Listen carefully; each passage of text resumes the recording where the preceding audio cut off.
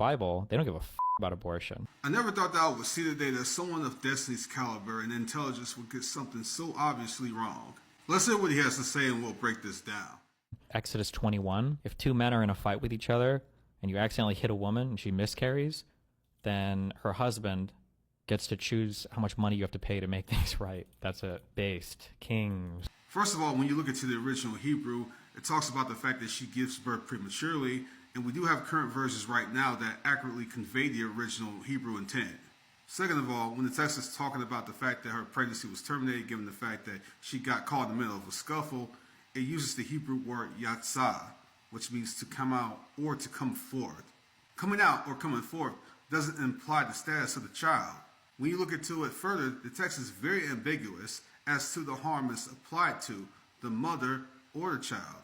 When it refers to things like adjudicating the fine, the text is actually ambiguous. The whole thing about the fine as it relates to things like eye for an eye was to simply determine the level of harm that was done to the mother or the child and levy a punishment consistent with the level of harm. It's clear from the context of the text that things like fines were adjudicated in terms of minimal harm to the mother or the child, and more serious things like unalivement had to do with the fact that the mother or the child may have been unalived. Furthermore, when you look at how the text is written, the ambiguity of the text makes perfect sense because if you look at the harm that could have been done to the mother or the child, the authors would have had to have gone into tedious elaboration. So to keep things economical, the text was made vague and ambiguous. As you see here on the screen, there's about 8 different combinations that the author would have had to have accounted for in terms of harm to the mother or the child. So it definitely makes sense from an economical perspective to keep the text vague and ambiguous. The bitter water? Yes, in Numbers chapter 5, if you think your wife has been adulterous, then you make an offering and you prepare like a potion for her to drink. And if she was adulterous, then the baby miscarries as well. For the Numbers 5 passage, it seems as if he's used versions like the NIV version, which has been long known to be a mistranslation of the original Hebrew.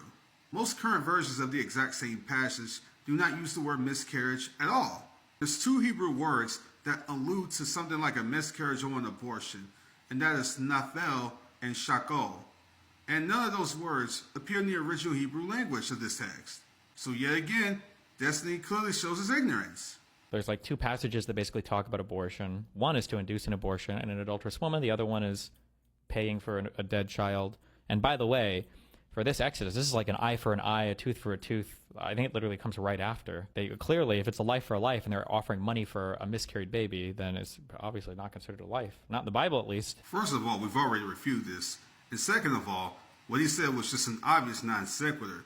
It would not entail necessarily that it's not seen as a life.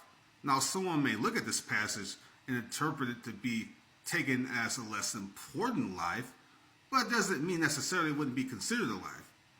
It just may be seen as less important, so they may look at it as a fine. That's if and only if we want to take that sort of a twisted reading of the text.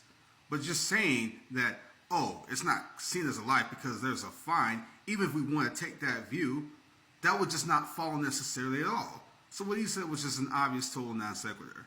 People try to cite these are 2 passages against abortion, but I mean, neither of these work. Have you read any modern theology? Because I'm pretty sure modern theologians don't hold some Old Testament stuff.